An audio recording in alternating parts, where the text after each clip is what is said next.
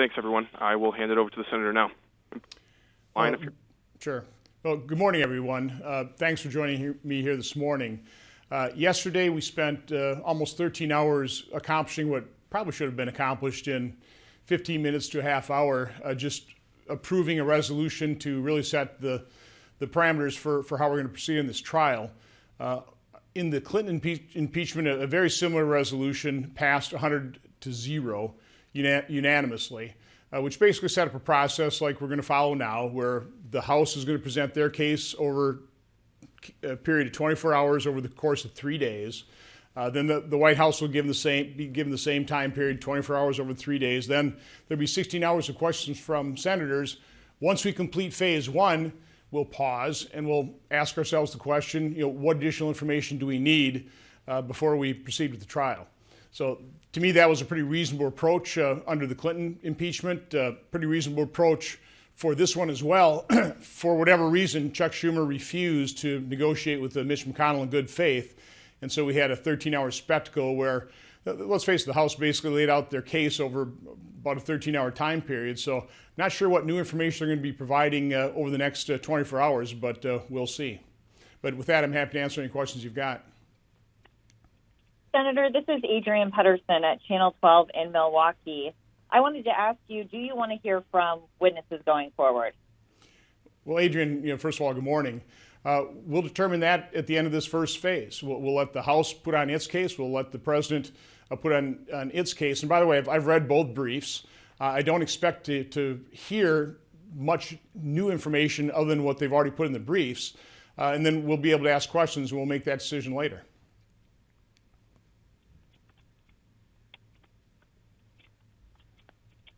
Senator Sean Gallagher from TMJ4, good morning. Good morning. Just on the topic of John Bolton, public likely will hear from him at some point. Why shouldn't we hear from him now? Well, there is a very serious issue at stake here. It's called executive privilege. And that is a constitutional, I think, requirement based on separation of powers that should be jealously defended by presidents of both parties. And it has been defended by presidents of both parties.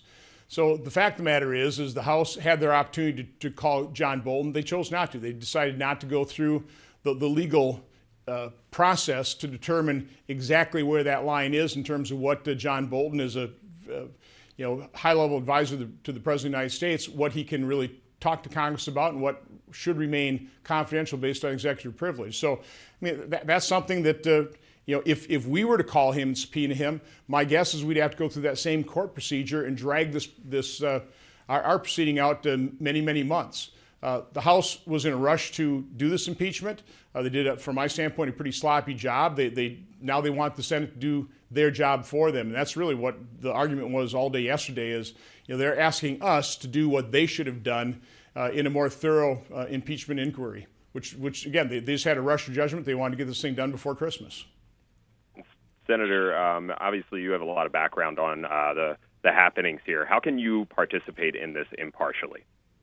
Well, there are many senators that also have firsthand knowledge and have been involved in this process as well. So I'm not a juror. I'm a senator in an impeachment trial.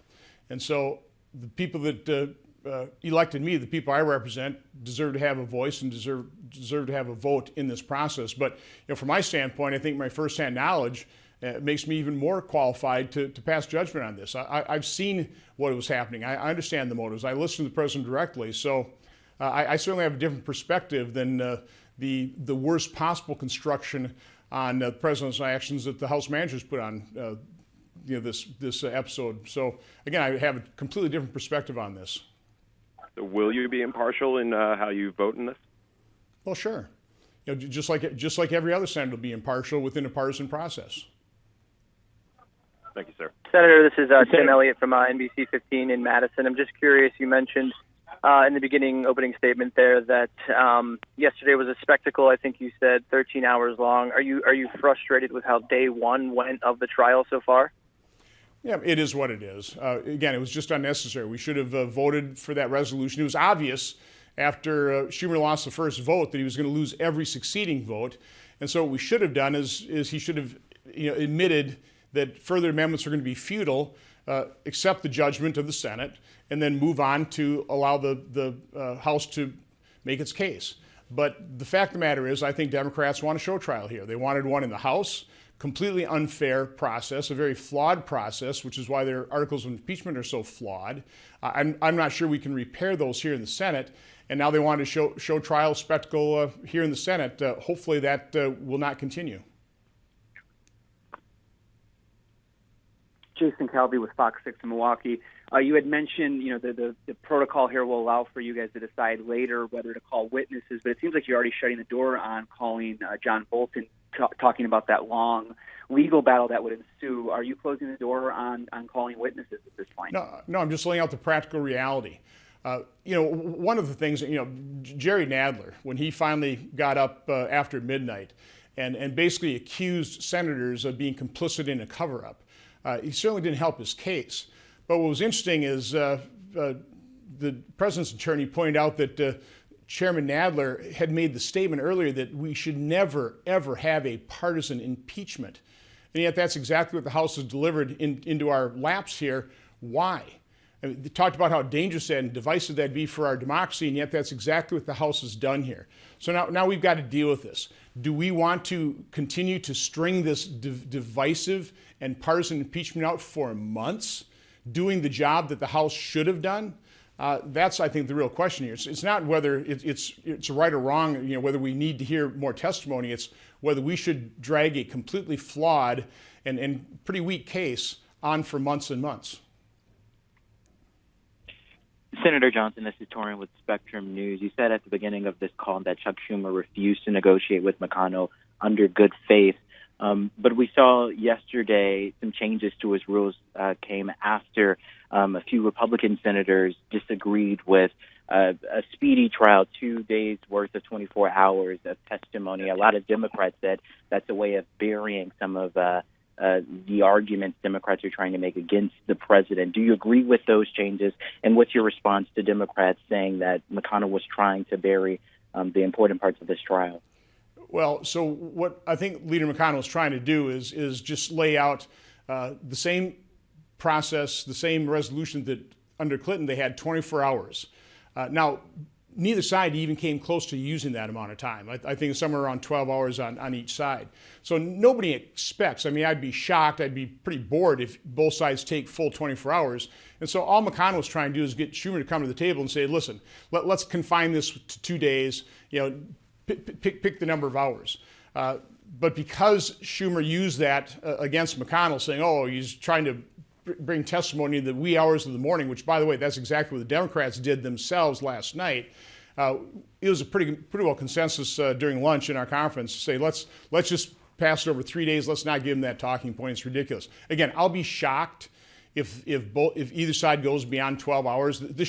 Both sides should take about 2 days. Senator Todd Richard from the AP. Can you hear me? Loud and clear. How you doing? Good. Say 2 questions.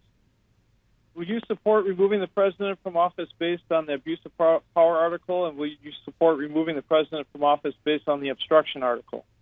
No, again, I think what I've seen from the House managers, the current articles of impeachment seem to be pretty thin gruel. The president in his brief makes a pretty strong argument that, and this is the first time that a president has been impeached where there's no crime alleged. And they make a pretty strong argument that when you talk about treason and bribery or other high crimes and misdemeanors, it really implies, the founders imply that it has to be some kind of, crime based on current law. And so that's not what the House managers are alleging whatsoever. And again, they are putting the worst possible construction on what this president did. I talked to the president. I understand why he was doing what he was doing. I didn't agree with him. I was trying to change his mind, but I think he had legitimate reasons, and I don't view his motives as improper. Senator Johnson, this is Riley Vetterkim with the Wisconsin State Journal. When are you hoping to wrap up with the Senate trial? Well, again, we'll probably a couple days for the House, a couple days for the president, a couple days for Senate questions, and then we'll see where we go from there. It's kind of hard to predict. It's going to take 51 votes from my standpoint, the final motion of this trial should be to proceed to the final vote. I don't think we should just vote to dismiss. I think we should just, be able to vote on whether or not you convict or exonerate the president. That could happen as early next week, depending on the case both sides present. Senator Craig Gilbert with the Milwaukee Journal-Sentinel. Can you hear me? Yeah, hello, Craig. How you doing? Good.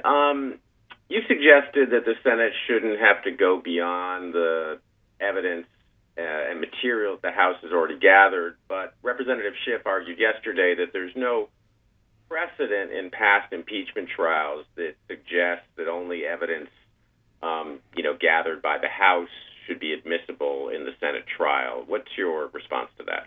Well, what I've said is we shouldn't be going down additional avenues of inquiry. I don't think we're going to prevent other evidence coming in the trial when they put forward their case. They've already added things to their own record based on some of these FOIA requests, and that was presented last night. So, we'll hear what both sides present, but again, you have to back up and take a look at, why are we in this spot right here? Why do we have this highly partisan impeachment? Fact of the matter is there have been members of the Democrat Party and other members on the left that have really been trying to sabotage this administration since the day after the election. One of the attorneys for the whistleblower, 10 days after President Trump was inaugurated, talked about a coup and a rebellion and impeachment will follow. So this is just furtherance of that attempt on their part. So that also is part of the context or why we're here, as well as we have an election in about 10 months. This is what I think the president's attorneys were very effective at yesterday, talking about what the House is trying to do is remove the president from the ballot. They're trying to overturn the result of the 2016 election. That is very serious business, particularly when we're 10 months away from the American people being able to decide once again who should be president of the United States. We shouldn't be here. Bottom line, I agree with Chairman Nadler from his previous quote when he said there should never be a completely partisan impeachment. It's incredibly divisive, very damaging to our democracy.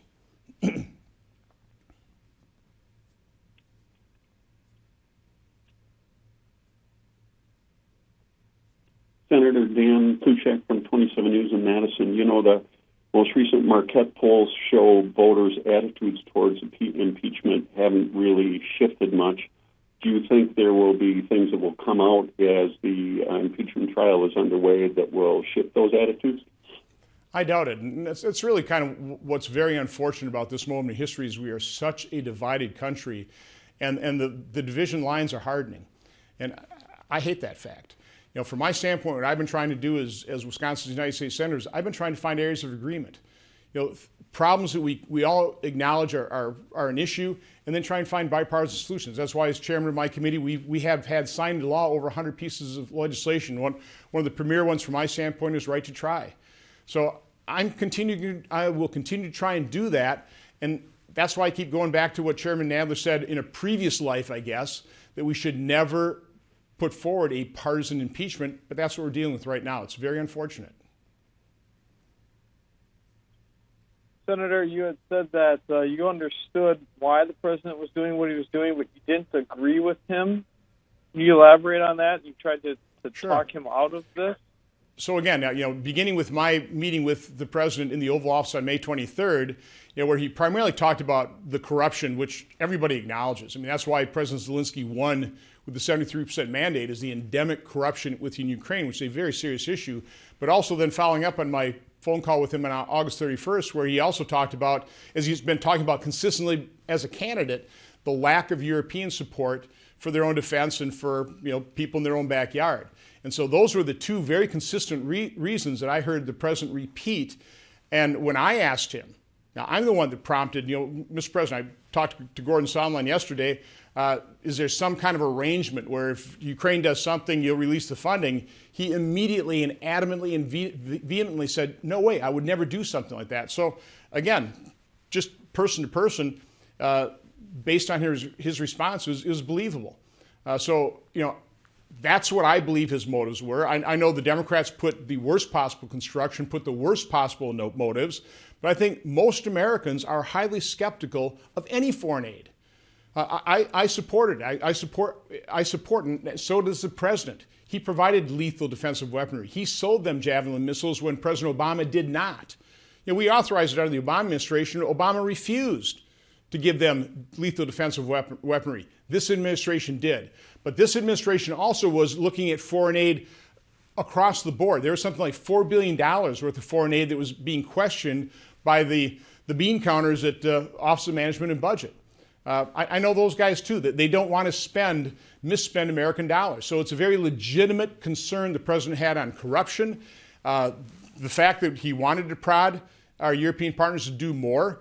And before he was going to spend hard-earned American taxpayer dollars, he wanted to assure himself there's going to be money well spent. So again, I disagreed with him.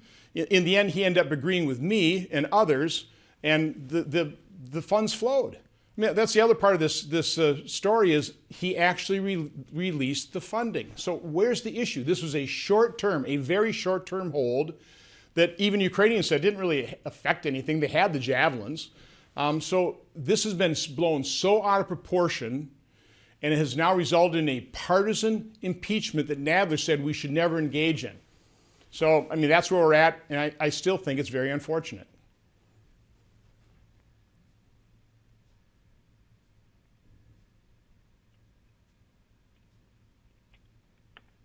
All right, everyone, thanks for joining the call. We got to wrap up here so the senator can get to his next meeting. Appreciate you taking the time to do this. We'll send the video clip out shortly as soon as we have it.